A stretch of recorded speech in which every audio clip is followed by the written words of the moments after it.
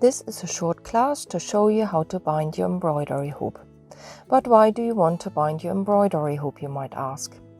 The main reason for binding your embroidery hoop is to keep your fabric taut when stitching, and therefore avoid or at least reduce having to tighten your fabric when stitching.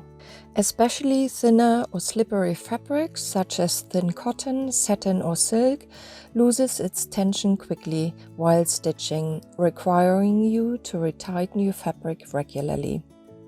Also, some embroidery hoops can have rough or even uneven edges that might damage your fabric, especially if you stitch on more delicate fabric. So binding your hoop helps protect your embroidery fabric. Lastly, binding your embroidery hoop can add a decorative edge to your embroidery if you're planning to use your final piece as a wall hanging.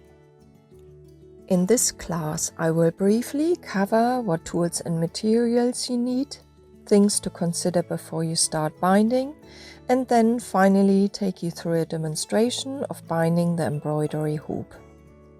So let's dive in and start with the materials you need. There are only a few things you will need to bind your embroidery hoop. You will obviously need your embroidery hoop. Secondly, you will need some material to bind your embroidery hoop with. For the binding, you can use cotton tape, ribbon, bias binding, or even strips of fabric. I will talk in more detail about what material best to use in the next lesson. It makes it easier to bind your hoop when you can secure the beginning of your material to the hoop. For this purpose, you can use some double-sided tape, some fabric glue, or PVA. You need some needle and thread to secure the end of your material once you have finished binding the hoop. Last but not least, you will need some scissors to cut your thread, ribbon, or material. In the next lesson, I will cover some points that you need to consider before starting to bind your hoop. Both embroidery hoops and textiles can and do vary from one to the next. I therefore would like to take a moment to talk you through some pointers that you need to take into account before you start binding your hoop.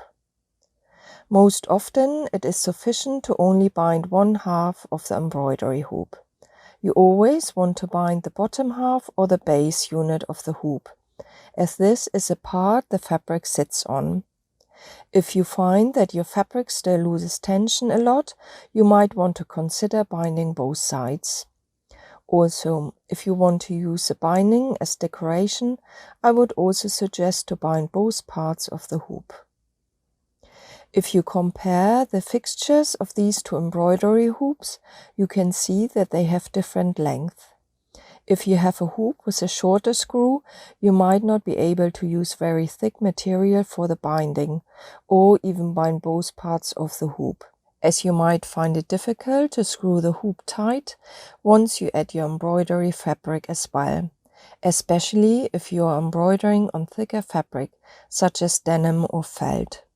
As we are binding a fairly thin hoop, the material we use to bind ideally should have some flexibility and should not be too wide, to make it easier to bind and to avoid creasing and bulk.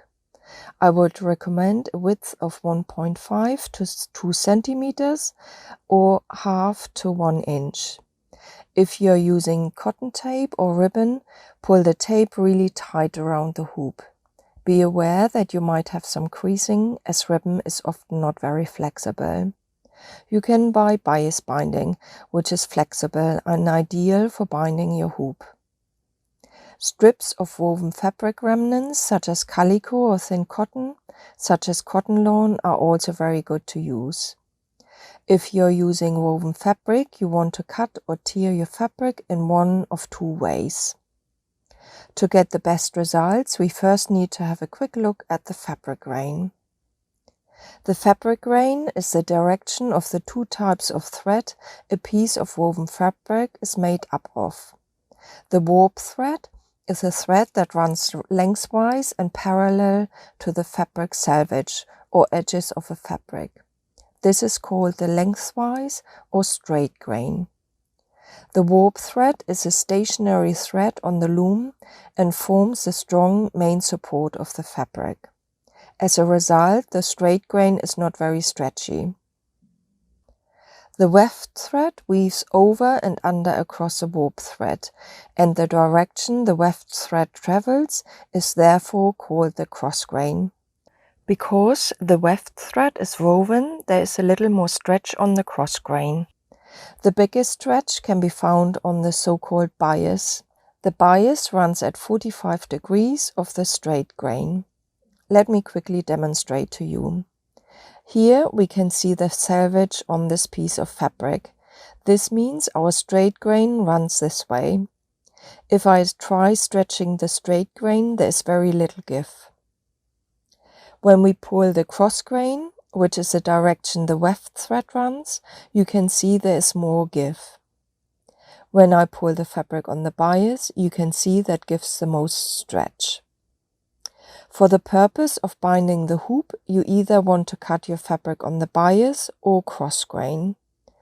Unless you use sturdy fabric, such as calico, which is better cut on the bias, the cross grain is perfectly fine for binding the hoop, and more economical than cutting fabric on the bias. I will tear strips from the cross grain. Let's bind the embroidery hoop. I will start the project with tearing my fabric strips. As a reminder, I'm tearing strips of about 2 centimeters or 1 inch. You can tear or cut the strips. It's really up to you.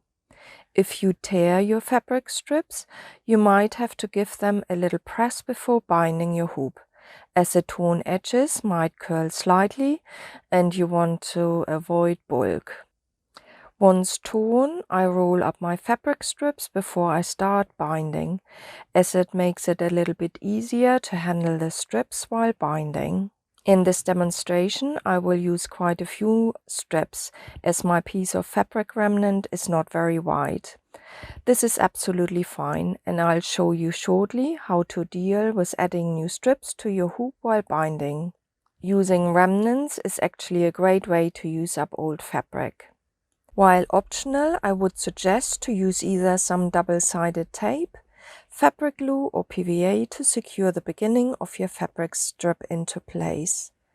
Today I'm going to use a little bit of glue.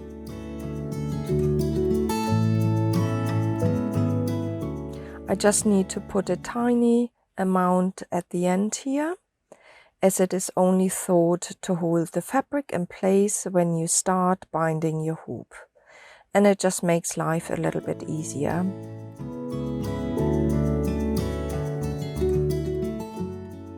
Then I take my cotton strip and press the end against the hoop, just like this, and then I can start binding the hoop.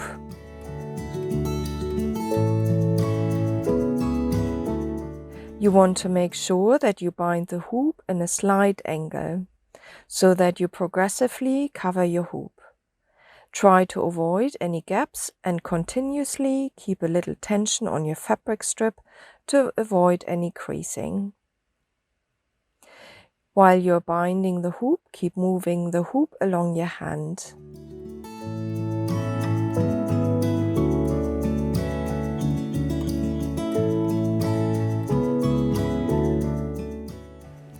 Make sure you occasionally check the hoop to make sure you don't have any big creases and that the fabric is tight.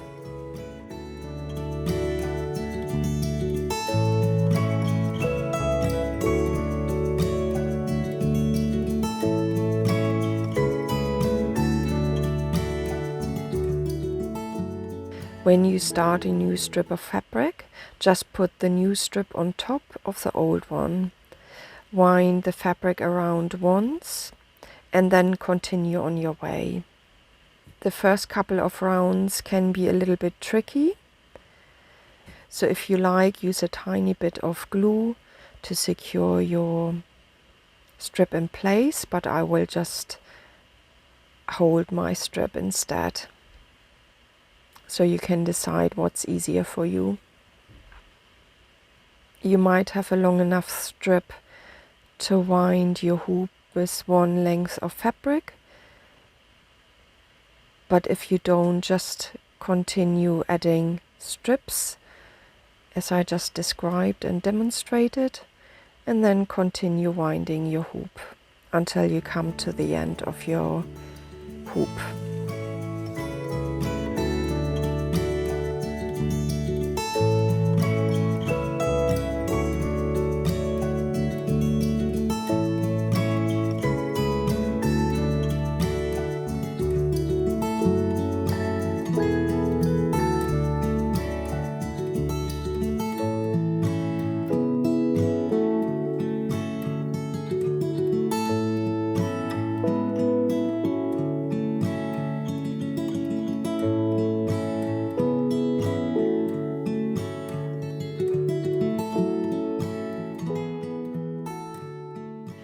Now that we are coming to the end, you will have two possibilities to secure your fabric strip. Again, you could just use a little bit of glue. However, as you're pulling off your embroidery project from the hoop, the ends are quite heavily used. So I prefer to put a few stitches to secure the end. So let's do this now. First of all, you need to fold over the end of your fabric, just like so. I've already prepared my needle and thread and put a little knot at the end. So you pull your thread through, and then you can hide the end of your thread with a knot just underneath the end of your fabric, just like this. And then you just start stitching at the end here. Just make sure that you stitch through the layer of fabric underneath and then through the end of your fabric strip. 4 or 5 stitches should be fine to secure your fabric.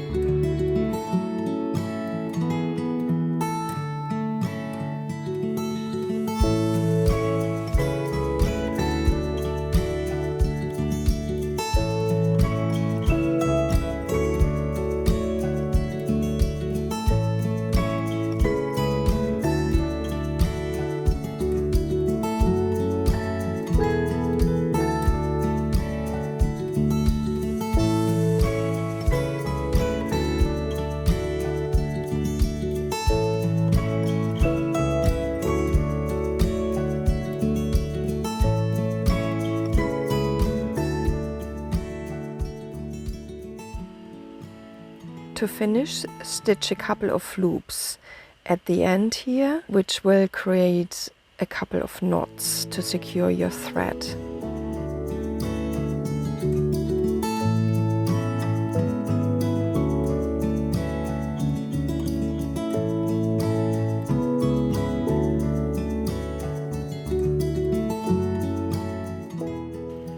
Then pull the thread underneath the fabric, come up at the other side, and then you can just cut off your thread.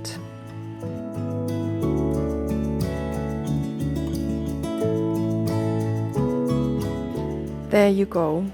You have found your embroidery hoop.